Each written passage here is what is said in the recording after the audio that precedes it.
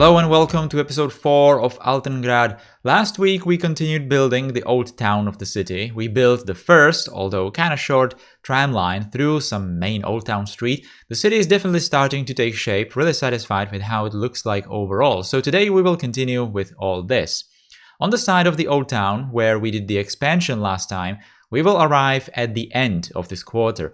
We will build some wide main street with trams, of course, and I will show you a new technique that I started using for some infrastructure builds and so on. We will obviously expand the city some more. So let's get to it.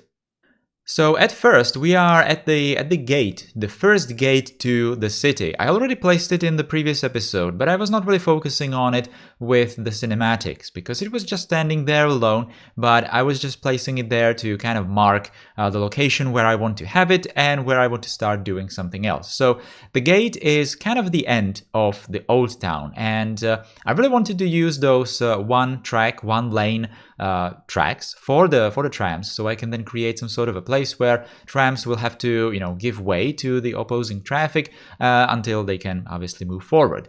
Now, when they clear the gate, they will arrive at an intersection, a tram intersection, as you can see here. As you can see, I was kind of struggling with building like a realistic looking tram intersection with somewhat better turning radii for the tracks.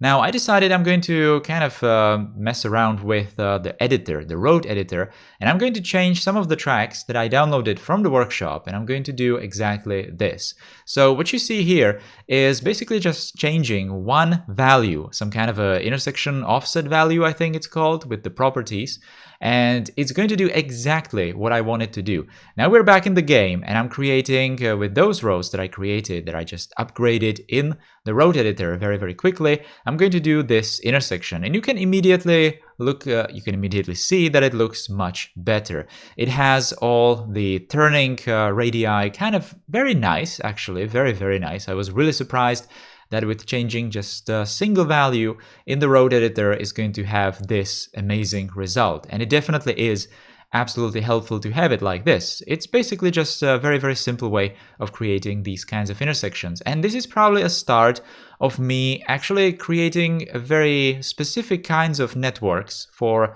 some projects. As you can see in these shots on the right side, there is the tram road that goes over the water.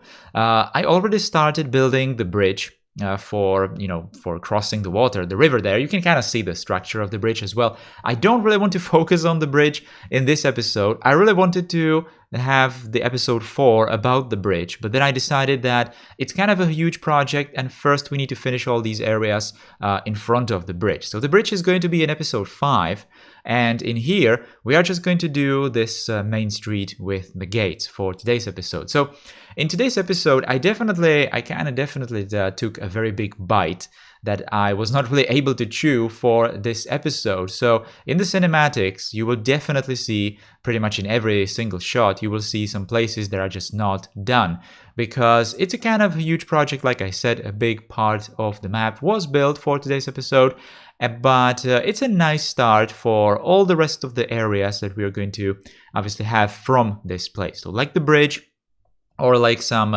more modern buildings, more modern blocks of buildings like we can see I'm starting to put in here. I'm sorry, I completely forgot to finish the thought about the custom infrastructure, the custom networks.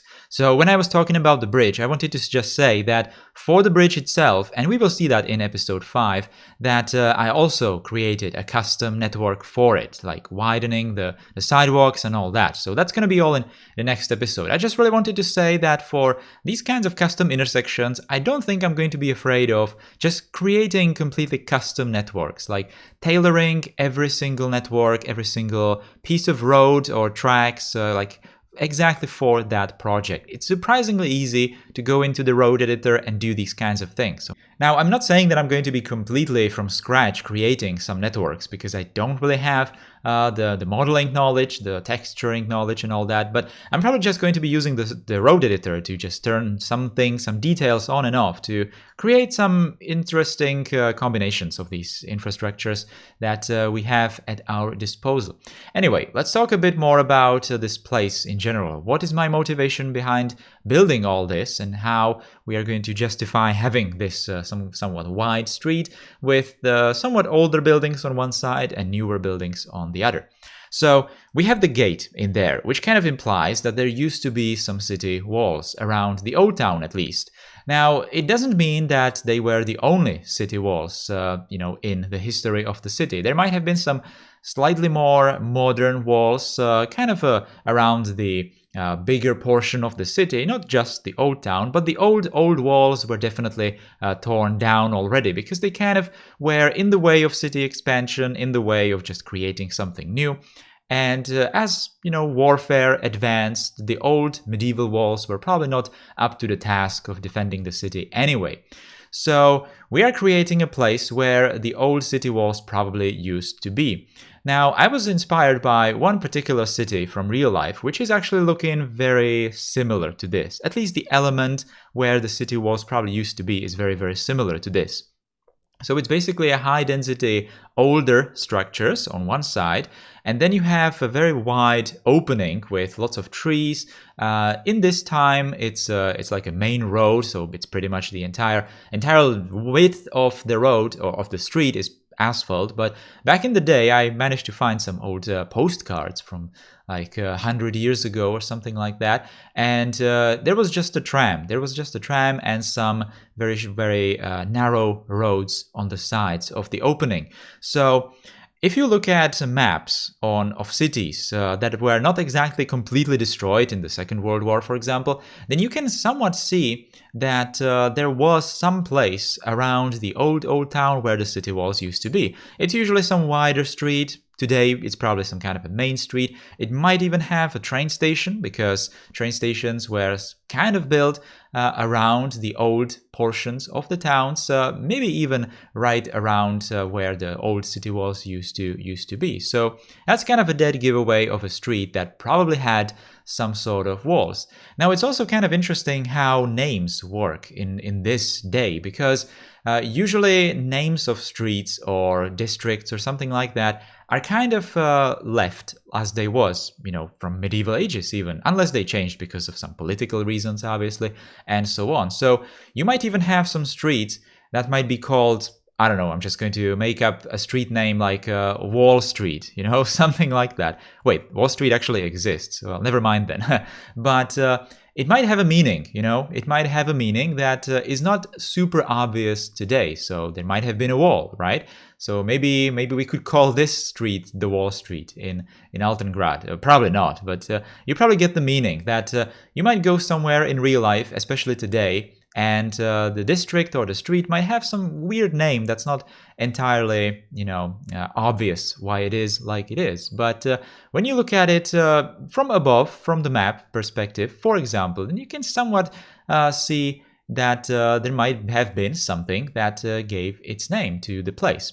Anyway, I was kind of talking a lot about that simple fact that's probably obvious. But anyway, what does it mean for Altengrad? What does it mean for the city? So we will be ending the old town. Like I said, we will be starting some new buildings from this point. Now, obviously, the old town is not completely done. We have to kind of circle around the old town and create probably this street around the entire old town. Now, we only expanded the old town in this direction, so we have maybe like let's say 1/3 of the old town down. So it's definitely not everything we see from it. We will definitely need to expand it a lot more. But to be completely honest, it's kind of more of the same. As you can see in here, I'm already creating these blocks with all these buildings. Now, don't get me wrong, I really like these buildings. They are absolutely amazing, obviously, all made by Titan. Especially these like Renaissance and Baroque buildings. But I'm also starting to use the new buildings. But anyway, I just wanted to say that these buildings, these blocks are kind of more of the same, like I said, which means that I'm even cutting a lot of the footage that I recorded from building all this. So just showing you some glimpses and tiny little, notes about how this place was filled. Because that's exactly what I did. I just filled this place. I was not even detailing too much these old town streets anymore because the detailing was kind of focused in the old town square that we created 2 episodes back, right? But we're obviously going to be focusing in this place more on the newer styles, newer buildings, and more infrastructure and so on. You can even see that some of the roads in there are already slightly more modern. I'm obviously going to cover them a bit more with cobblestone and all that. But that particular street that kind of looks like asphalt is actually not asphalt, not yet. It's cobblestone, but it's very dark, so it kind of looks like asphalt, but it's not. You have to believe me. You'll probably see it in the cinematics with some close-up shots.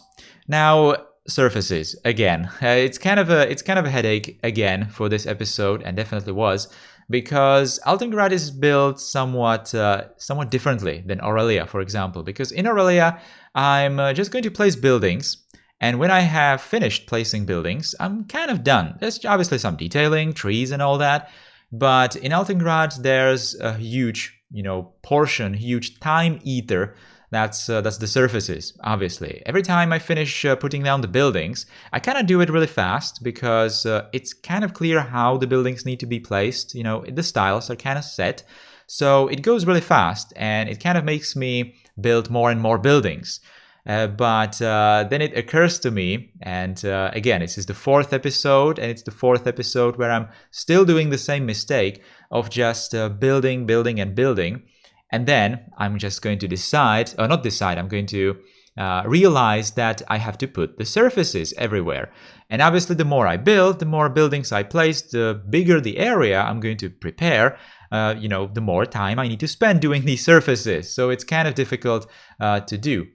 I'm kind of going to be starting doing areas of the city where the surfaces are not really going to be done like this, because I definitely want to start doing the more modern places of the city where I'm going to be using just the networks as they are, with maybe even asphalt already, even though in Central Europe, in Altengrad especially, asphalt is probably like 1940s or something. Obviously, it was already, there. People could be using it already, but it was not really all that common to have it in these parts of Europe before the war. So we are going to be mostly focusing on cobblestone still, but I'm definitely going to be using the more modern looking streets, which are still covered in cobblestone, but they definitely look more modern, like these ones, for example, in here. And again, this is going to be another instance of me going into the road editor. I think I'm not showing it in here, but I went into the road editor because I wanted to customize that tram street again to kind of do exactly what I was trying to do there. So I basically got rid of the model for the road that I'm going to place underneath that pedestrian path, like right by the gate. You can see that there's some clipping through the ground. That's exactly where I have that road without the model. So I can have that pedestrian road go right across the tracks, as you can see here. It means that there's obviously no connection for cars. I will later put connections for pedestrians, but obviously no cars.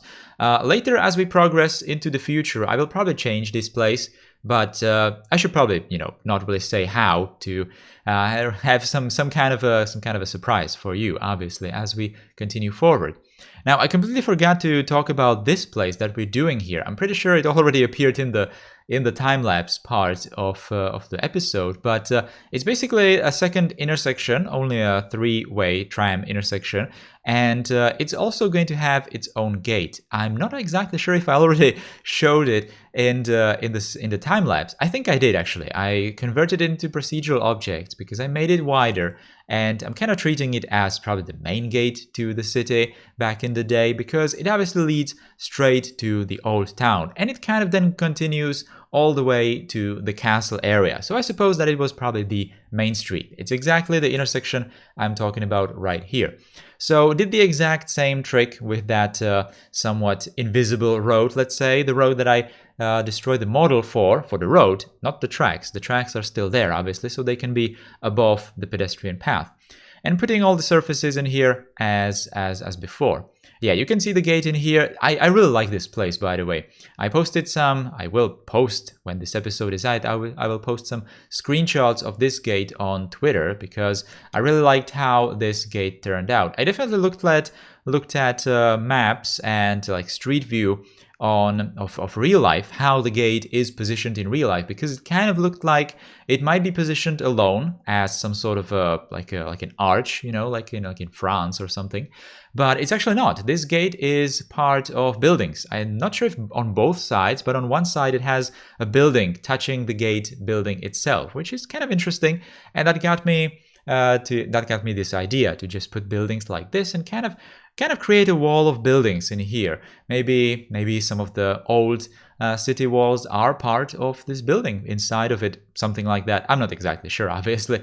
So surfaces again, kind of trying to make this place nice. That's going to be a common theme even for the future episodes. I'm definitely going to be trying to put the surfaces in places that are going to be a bit more photogenic, let's say, that are going to look good in cinematics and pictures, but I'm not really going to focus on the surfaces that much in places that are going to be a bit hidden. So some of these side streets, side alleys in the old town especially, and so on. I was kind of doing it in the last episode already when I was even overlapping some of the decals, not really converting them into procedural objects and so on. But this place is definitely a complete opposite. I definitely want to detail these kinds of squares, intersections, you know, nice places so that they just stand out.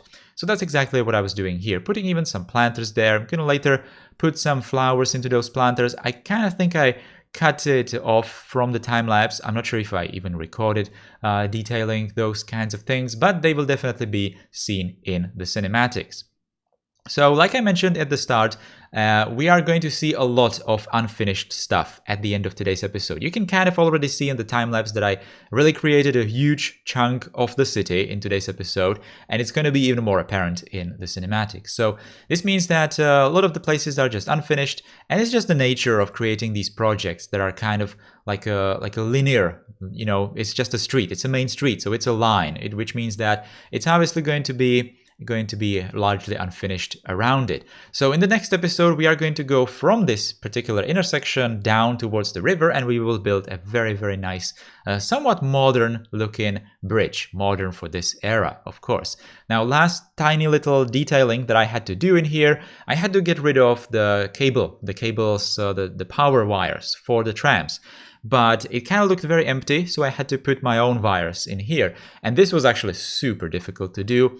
At first I thought I'm going to do it as procedural objects. I downloaded a procedural object version of some power cables, power lines, but that was just so painful to do. And then I found out that with the railway mod, you actually can have these wires, train wires, which is not obviously tram, but you can have some wires as networks already, which is absolutely amazing. So I was just putting the wires all around that intersection and obviously putting the pillars in there as well and making sure that it kind of somewhat looks all right. It's very difficult to see what I'm actually doing in here because these wires from this mod are actually thinner than the vanilla wires that are on the rest of the track. So maybe even in the cinematics, if you are watching this on the phone, you can't really see what I'm actually doing in here. So I apologize for that, but it kind of needs to be done for more realism. Anyway, we are at the end of today's episode. I already outlined the plans for the next one, so stay tuned for that. Now, on this weekend, we have the all cinematic episode of Aurelia, so that's also something to look forward to. Thank you for watching this episode. I hope you liked it. If you did, then you can always put a thumbs up underneath the video, share the video with your friends, and subscribe to the channel if you're new here. Take care and goodbye.